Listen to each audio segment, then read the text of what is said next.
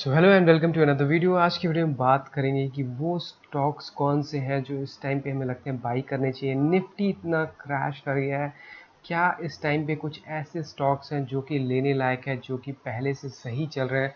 मेरी क्या स्ट्रैटेजी रहती है कि अगर मार्केट गिरा हुआ है तो उस टाइम पे किस स्टॉक में हमें ऐड करना चाहिए। जब मार्केट ऊपर जाए तो सबसे पहले भागने वाले वो स्टॉक्स होते हैं। स्टार्ट करते हैं वीडियो को, let's get to it. So guys, सबसे पहला जो स्टॉक लिया है हमने उसका नाम है आईसीआईसीआई बैंक। अब आईसीआईसीआई बैंक लेने का रीज़न क्या है वो समझते हैं चार्ट पर और देखते हैं कि इसकी सेटअप कैसा लग रहा है। तो देखो, अगर ध्यान से आप समझोगे ना तो आपको चीज़ें क्लियर होंगी कि स्टॉक मार्केट में इन्वेस्ट कैसे करते हैं, या फिर अगर आप 1-2 महीने के लिए होल्ड करना चाहते हो तो उसके लिए क्या स्ट्रैटेजी यूज़ करते हैं। देखो, सबसे बेसिक चीज़ जो ज़रूरी है समझने की, मार्केट में ना कुछ कंपनी के शेयर्स ऐसे होते हैं जो अप ट्रेंड में होते हैं, जो लगातार ऊपर जा रहे होते हैं। हमें ऐसे स्टॉक्स पकड़ने होते हैं, ना कि जो कि नीचे गिर रहे हैं। मतलब लॉन्ग टर्म के लिए बात कर रहा हूँ, शॉर्ट टर्म में नहीं।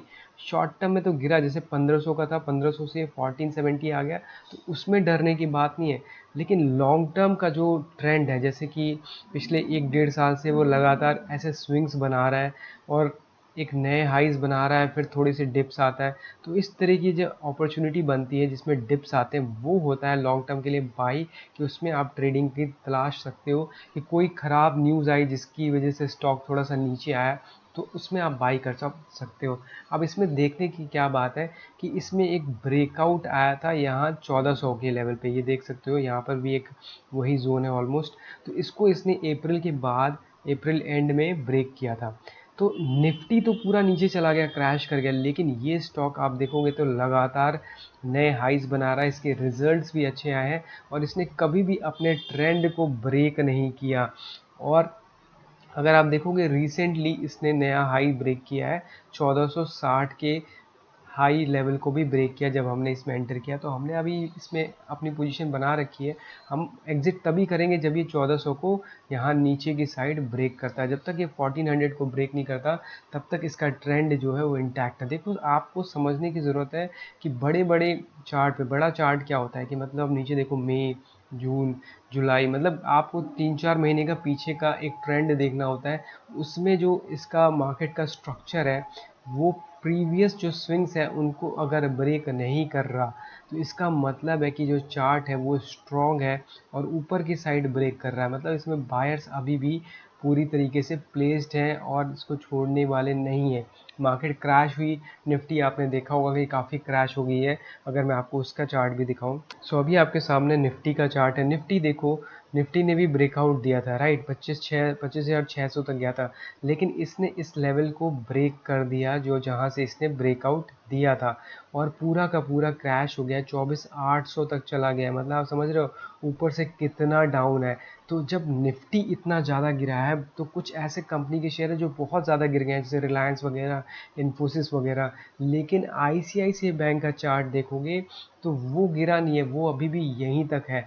तो इसका मतलब क्या बताता है कि जो मार्केट का प्राइस है आईसीआईसीआई बैंक का, वो स्ट्रॉन्ग है। उसके चार्ट पे देखते हैं, चलते हैं, तब आपको समझ में आएगा।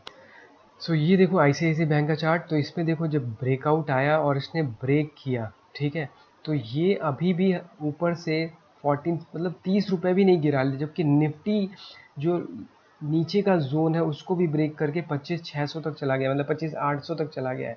तो उसका तो स्ट्रक्चर ब्रेक हो गया है, लेकिन वो कंपनी के शेयर, वो स्टॉक्स जिनका स्ट्रक्चर ब्रेक नहीं हुआ है, उसको हमें बाई करना होता है। लोग गलती क्या करते हैं कि जो ज़्यादा गिर गया उसको बाई करते हैं, नहीं, यहीं पे आप गलती कर रहे हो। आपको ऐसे कंपनी का शेयर लेना है जिसका स्ट्रक्चर ब्रेक नहीं हुआ है, गिरा है, ऊपर से सारे गिरेंगे, लेकिन जो कम गिरा है, जो कम गिरा है और पिछले लो को ब्रेक नहीं कर रहा है, क्योंकि ये तो हमारा स्टॉप लॉस है, ये तो हमारी एग्जिट स्ट्रैटेजी है। अगर हम यहाँ पर ऐड करते हैं 1460, 1470 पे, तो 1400 हमारा स्टॉप लॉस होगा। जब 1400 के नीचे जाएगा तो हमें इसको एग्जिट करना होगा। तो ये तो था हमारा पहला स्टॉक। अब चलते हैं अगले स्टॉक की तरफ। अगला जो स्टॉक है वो है आपके सामने स्क्रीन पे, जोमेटो। अब जोमेटो क्यों ज़रूरी है, देखो अब इसमें भी वही चीज़ आपको दिखेगा कि मार्केट गिर रही है। जैसे मैंने आपको निफ्टी दिखाया, निफ्टी पूरी ऊपर से क्रैश हो गई है, मतलब 1000 पॉइंट से भी ज़्यादा गिर चुकी है टॉप से, जो अभी रिसेंट उसने हाई लगाया था। लेकिन यहाँ जोमेटो देखोगे अच्छी इसका रिजल्ट आया और लगातार ये हाइस बना रहा है। हमें वो स्टॉक पकड़ना है जो लगातार हाइस पकड़ रहा हो। इसमें दिखाता हूँ, इसको हटा देता हूँ ताकि आपको अच्छे से दिखाई देगा। तो ये देखोगे इसका लास्ट जो स्विंग हाई था पिछले साल दिसंबर में 300 का लेवल, जहाँ से इसमें ब्रेक डाउन आया था। अब इस लेवल को ये ब्रेक कर चुका है, उसके ऊपर सस्टेन भी कर रहा है। अब करना क्या होता है, मान लो हम इसमें एंटर करते हैं तो ये जो लेवल है ना 290 का, ये हमारा स्टॉप लॉस होगा, क्योंकि इसके नीचे फिर गैप है, फिर ये 260 तक भी जा सकता है। लेकिन क्या है कि जब ब्रेकआउट करता है ना किसी भी एक बड़े लेवल को, जब जाकर ये ब्रेकआउट कर रहा है, तो चांसेस है कि फिर ये और ऊपर जाएगा, क्योंकि इसमें नीचे एक अच्छा खासा बायर्स का बेस है। अगर नीचे भी आएगा तो उसमें बेस पे पूरी ये बायर्स हैं जिन्होंने मार्केट को ऊपर ले गया। तो आखिर इसमें बाइंग आ रही है, इसका मतलब है कि ये जो कंपनी का शेयर है जोमेटो का, जो भी रिसेंटली प्रॉफिटेबल हुई है, वो अच्छी लगती है और इसके ऊपर फिर आपके लिए रेजिस्टेंस नहीं है, तो काफ़ी अच्छी इसमें मूवमेंट देखने को मिल सकती है। तो हमें, जैसे मैंने कई बार बताया, हमें उस स्टॉक को पकड़ना है जो कि ऊपर की साइड जा रहा हो, ना कि नीचे की साइड जा रहा हो। क्योंकि नीचे अगर ये ब्रेक करेगा तो हमें नहीं पता कि कोई कंपनी का शेयर अगर ब्रेक कर रहा है तो कितनी नीचे जाएगा। हम बढ़ते हैं आगे।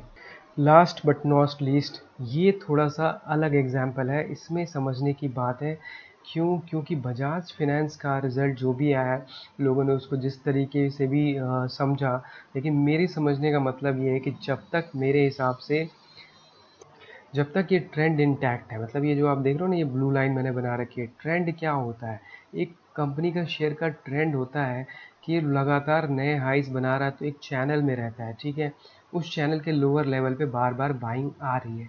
तो हिस्ट्री रिपीट्स इन शेयर मार्केट। तो जिस तरीके की बाइंग यहाँ पर आपको देखने को मिली, फिर वहाँ से नीचे आया, फिर बाइंग, फिर नीचे आया, फिर बाइंग, फिर नीचे आया, फिर बाइंग, फिर नीचे उसी जोन में आ गया है। और यहाँ पर भी आप बाई कर सकते हो। बस ध्यान आपको ये रखना है कि जब अगले दिन आप बाई कर रहे हो तो कोशिश करो कि ये ऊपर की साइड जब जाने लगे, जब इसको गैप को ब्रेक करे पिछले डे के हाई को, तो जो प्रीवियस डे का लो है, जो 900 का लो है, उसके नीचे आपको स्टॉप लॉस लगाना है। इस तरीके से ट्रेड होता है। जैसे यहाँ भी आप देखोगे तो जो हाई को जब ब्रेक करता है ना, तब इसमें एंट्री करनी होती है। तो इसका भी जब हाई ब्रेक होगा, जो कि मैंने इस पर ऑलरेडी वीडियो बना रखी है, आप जाकर देख लेना, ठीक है। जो इसकी पिछली वीडियो, उसमें मैंने डिटेल में समझाया है। बेसिकली क्या होता है ना कि जब इस ट्रेंड लाइन के आसपास मार्केट आके हॉल्ट लेती है, तो जो जिस दिन हॉल्ट ली है उसके अगले दिन पिछले दिन का हाई ब्रेक होना चाहिए। मतलब ये जो दिन की ट्रेडिंग हुई है, इसका जो हाई है 930, ये ब्रेक हो, तो प्रीवियस डे का जो लो है 900 के नीचे 890, वो आपका स्टॉप लॉस होगा। टारगेट होगा इसके ऊपर 990,000 का। और आप देखो, हर बार इसी तरीके से पैनिक आता है, लोग इसमें फिर एंटर नहीं कर पाते हैं। लेकिन यहाँ पर फॉलिंग नाइफ नहीं है, आप एक स्टॉप लॉस लेके चलोगे। फॉलिंग नाइफ उसको बोलते हैं कि आपका कोई स्टॉप लॉस नहीं है और मार्केट गिर रही है, आप एवरेज करते जा रहे हो। लेकिन इसमें देखने वाली बात है कि जितनी बार भी इस ट्रेंड लाइन के नीचे बेस पे आया है, उतनी बार इसमें बाइंग आई है। सो ये तरीका होता है स्टॉक मार्केट में ट्रेडिंग का, कि आप एक स्ट्रैटेजी फॉलो करो। एक ट्रेंड लाइन अगर बनी हुई है तो उसको फॉलो करो। उस तरीके से अगर ट्रेड करोगे ना तो दिक्कत नहीं आएगी। न्यूज़ देख के ट्रेड करने जाओगे ना, न्यूज़ वालों को तो कुछ भी बोलना है, 24 घंटे बोलते ही रहेंगे कि कुछ, अगर ये प्राइस कल ऊपर जाने लगेगा तो कहेंगे हमने कहा था कि बजाज फाइनेंस अच्छा है, अगर गिरने लगेगा तो कहेंगे हमने कहा था। क्योंकि वो हर एक घंटे में उनकी स्टेटमेंट दोनों चीज़ें दिखाते हैं और फिर उसी चीज़ को हाईलाइट करके दिखाते हैं।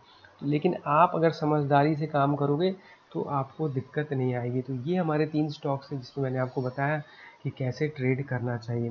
फिर भी अगर आपको कोई डाउट रहता है तो आप कमेंट सेक्शन में बता सकते हैं, मैं आपके क्वेश्चंस का ज़रूर आंसर करूँगा। मिलते हैं आपसे अगली वीडियो में, तब तक के लिए take care, see you and bye.